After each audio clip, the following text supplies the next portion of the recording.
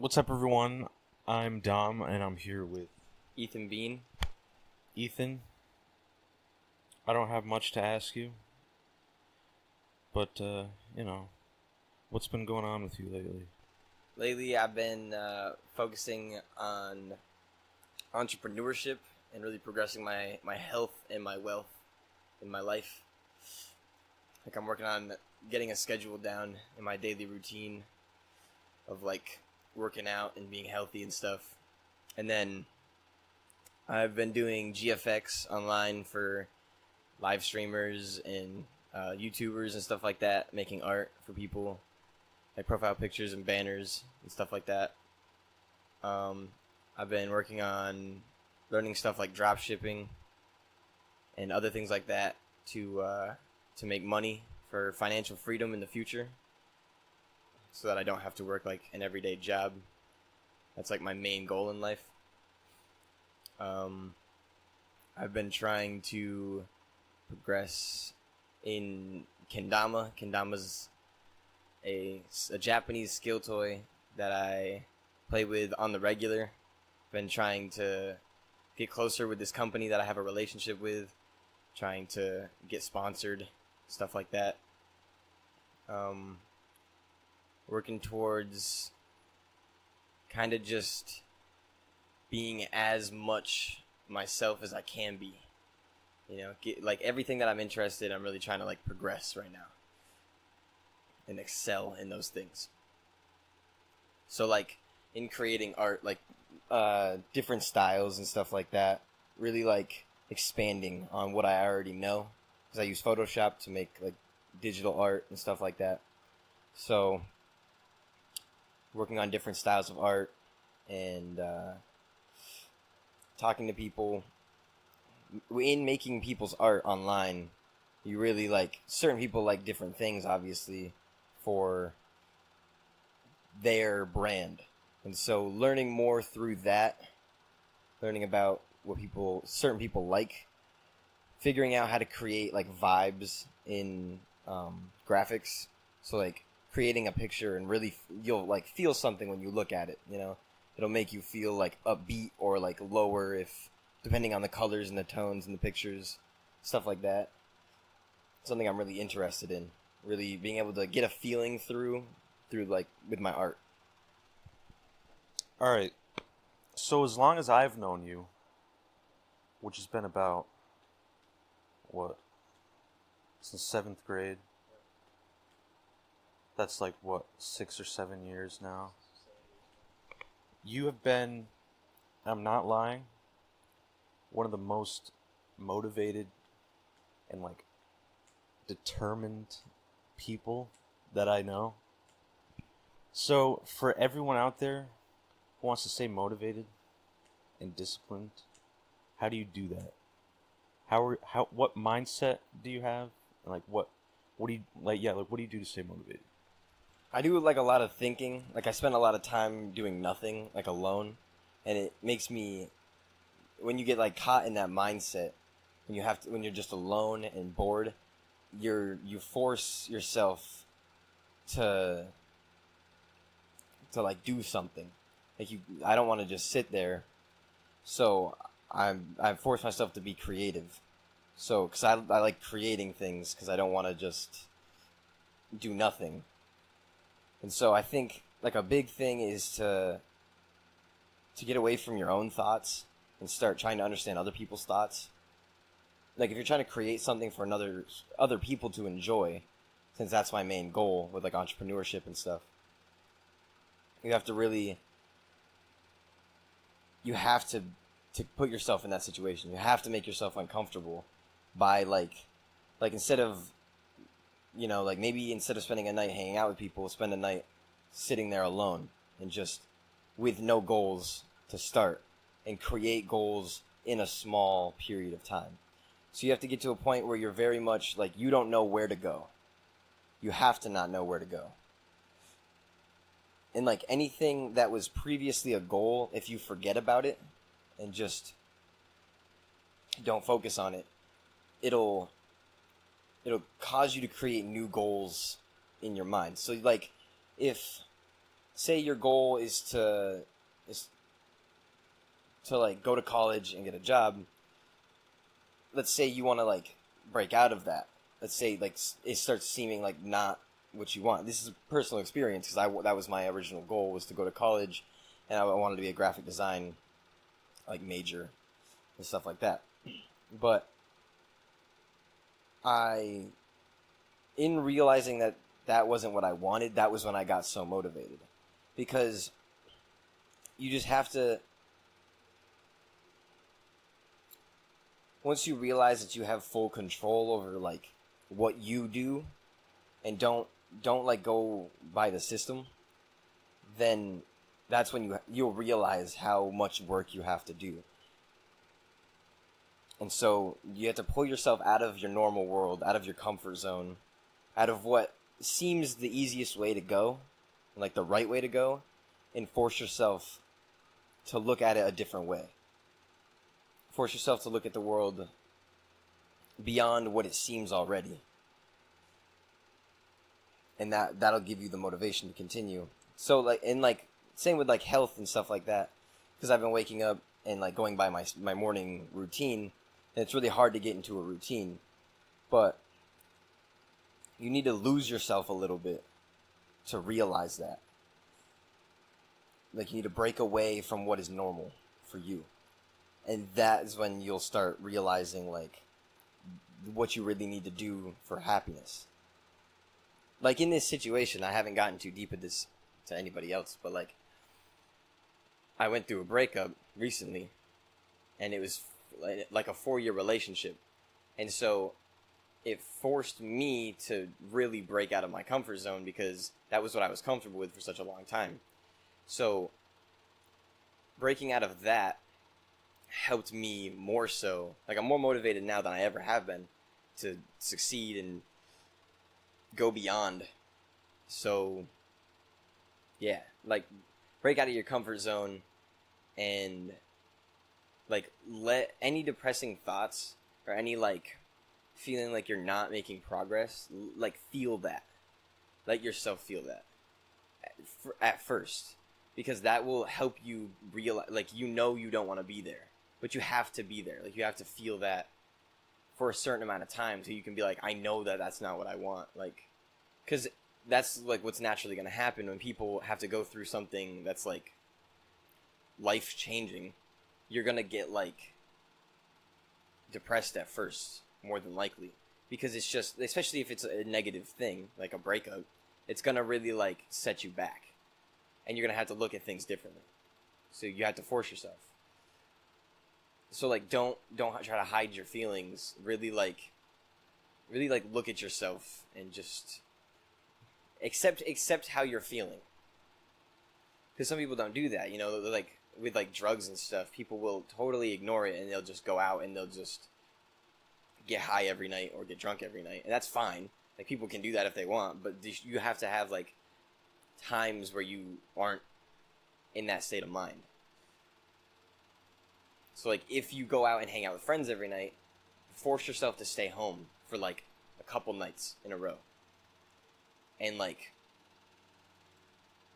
feel the loneliness and feel the, or maybe if you spend all your time alone, go out and hang out with people, you know, and feel the maybe it's hard for you in social situations, so force yourself to feel that weirdness in like a social situation. Force yourself to go beyond, and that will like expand your mind in more ways.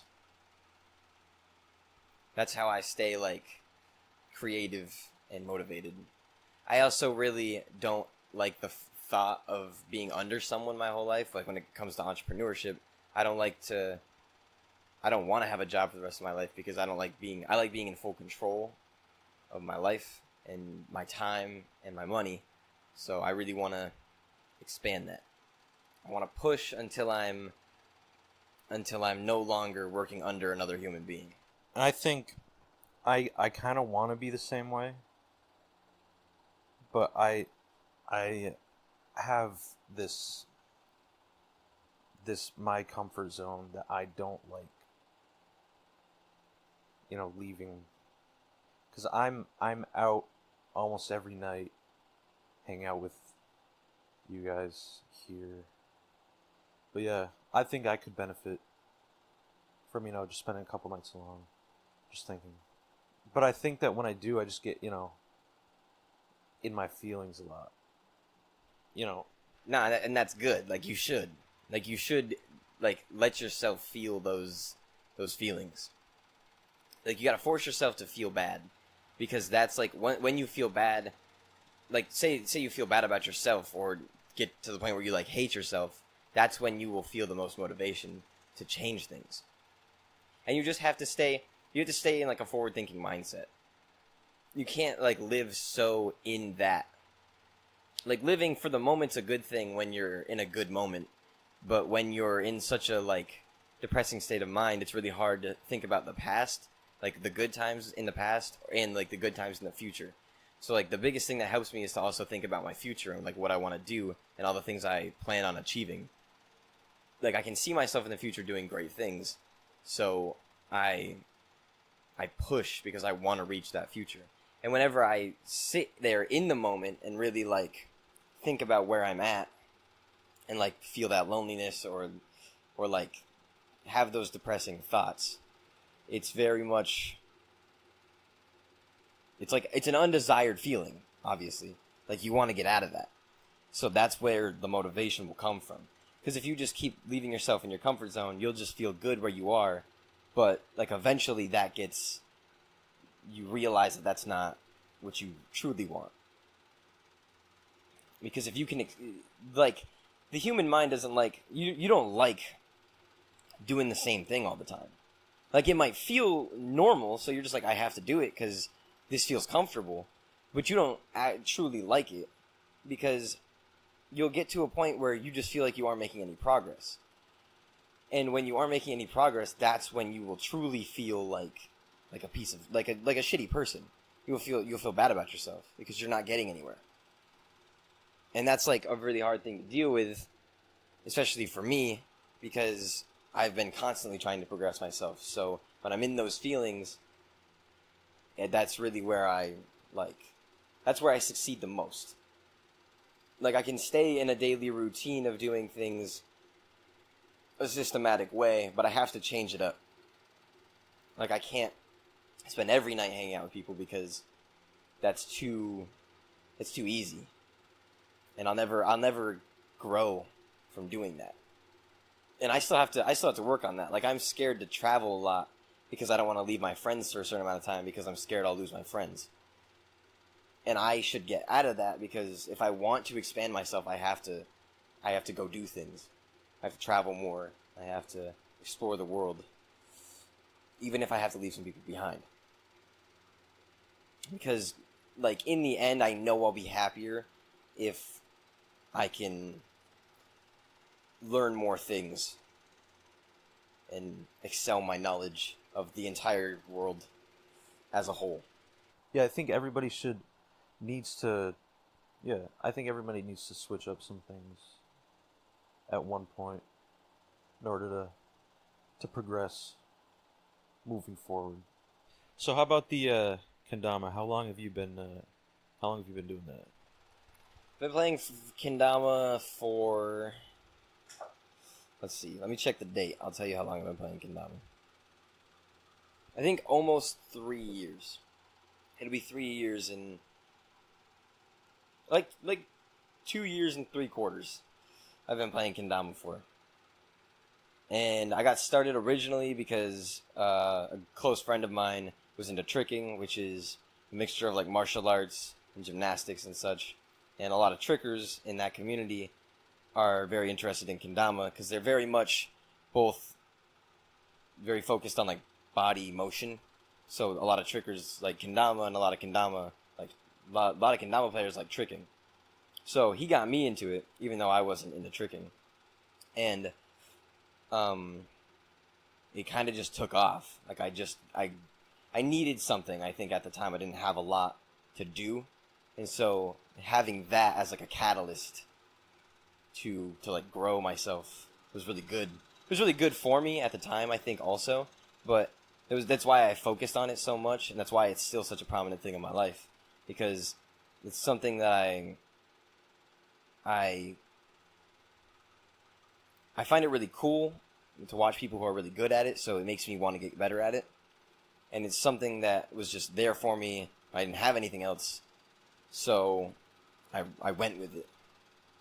And so I just keep going with it because it's something that I've been doing for so long. It's something that I, like, when I look at myself playing kendama, I'm happy that I do it, and I think it's cool and interesting. It's also, I'm interested in doing things that, like, not a lot of people do. So, like yo-yo is a skill toy that a lot of people know about and are into, but kendama is not very popular. It's getting there, but it wasn't when I started. But it's starting to become a more commonly known thing. And so, like, that, my want to be different also helped and continues to help me, like, want to play more kendama and get better at it. Kendama is also just really fun because it's such a satisfying thing to play with. Like, when you do excel yourself, it feels great. Like, when I hit a new kendama trick, my whole day is made because it just feels great. And then also building a community around myself and meeting people. The kendama community is super nice. Everyone is super nice in the kendama community. So, they are really motivating to make me want to continue to get better and to try harder at it. So you talk about, the community, and you also talked earlier about, like, relationships that you've made with companies and stuff. So how have you formed these relationships, like, with the, and, like, what do you hope comes from these relationships with the community and the companies? Well, it's nice being interested in something and having other people around you that enjoy it also. And since there's just not a lot of people around here that also play kendama, it was apparent to me that I had to create relationships online with other people that play. So getting involved with a company as soon as it started was a way for me. I assumed, I was like, okay, so I'll probably meet people through this, other people that are interested in the company, and I'll probably get to know the company. And that's what has happened. I'm friends with a lot of the players that have become sponsored. I know the owner and stuff like that.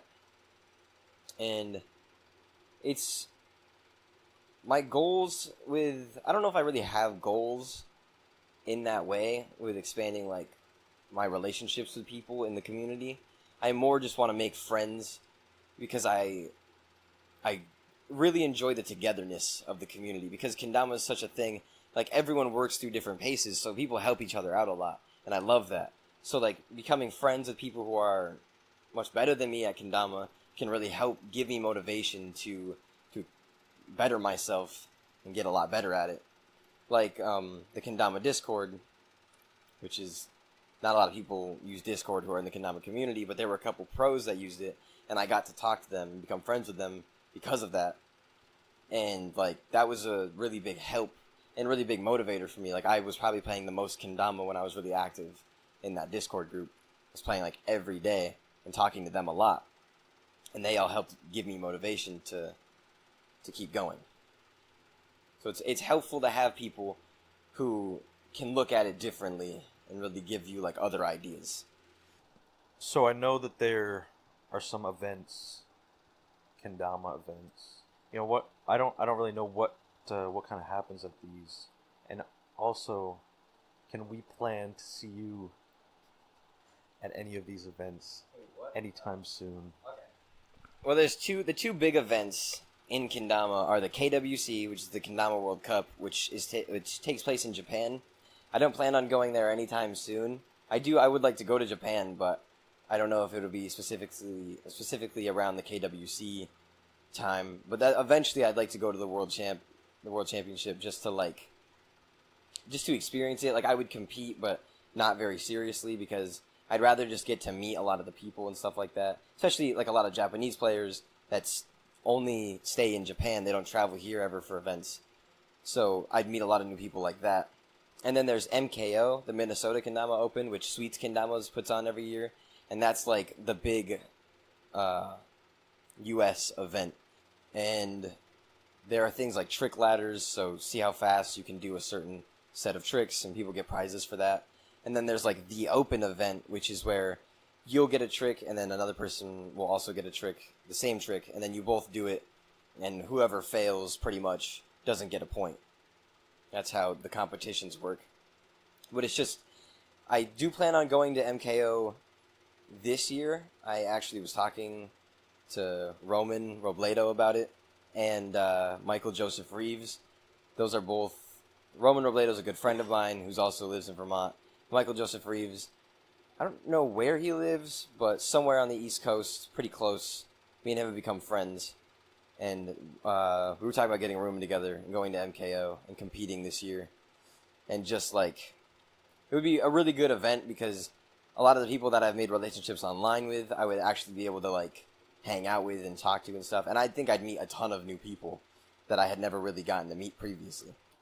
So going back to the, your entrepreneur stuff, do you think any of it is luck? Finding. I know it's less of a thing now with being able to find, like, you doing like graphic design for streamers and YouTubers and stuff.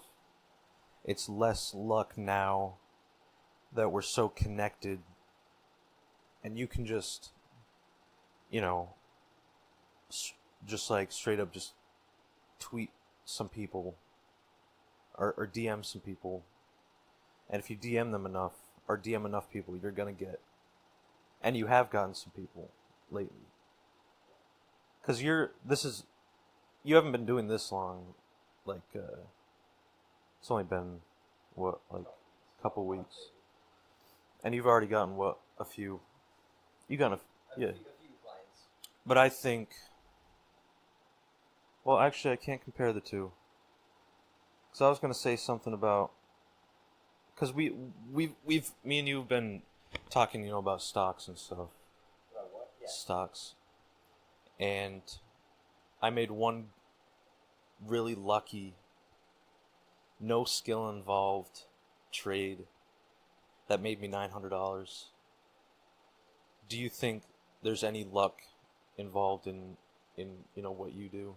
Yeah, definitely. When it comes to like entrepreneurship, like when it comes to like selling products and stuff, there's a way to learn what will sell and like what will like make you money, but no matter what, there is a little bit of luck involved.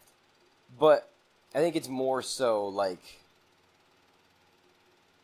in understanding, and when it comes to like my graphic design and stuff too, there's not a lot of luck involved there because I DM people and message people on Twitter, and Twitter and other social medias, and I find people because I don't have the biggest following yet, so I can't just tweet out and say, hey, I'm a graphic design artist.